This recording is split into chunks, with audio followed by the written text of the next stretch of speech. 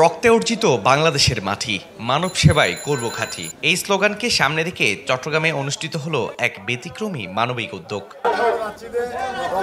পাটালি রোড সমাজ কল্যাণ পরিষদের আয়োজনে এবং চট্টগ্রাম নবীন ব্লাড ডোনার্স সোসাইটির সহযোগিতায় 20 জুন শুক্রবার একটি বিনামূল্যে রক্তের গ্রুপ নির্ণয় কর্মসূচি অনুষ্ঠিত হয়।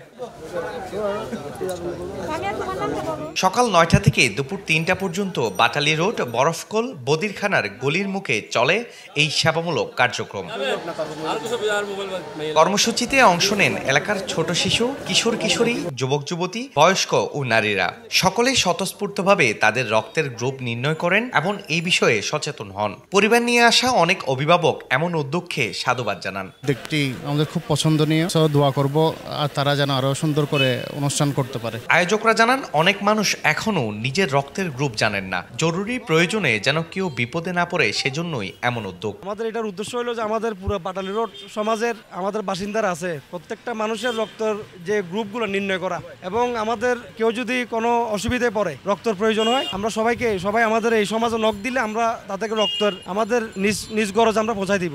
প্রত্যেকটা এলাকায় আমরা চাই এভাবে একটি সমাজ গড়ে উঠুক, সুসংগঠিত একটি সমাজ আমাদের প্রত্যেকের প্রয়োজন। রক্তের গ্রুপ নির্ণয়ের পাশাপাশি আয়োজকরা মানুষকে স্বেচ্ছায় রক্তদানে উৎসাহিত করেন এবং ভবিষ্যতে বড় পরিসরে এই কর্মসূচি আয়োজনের আশ্বাস দেন।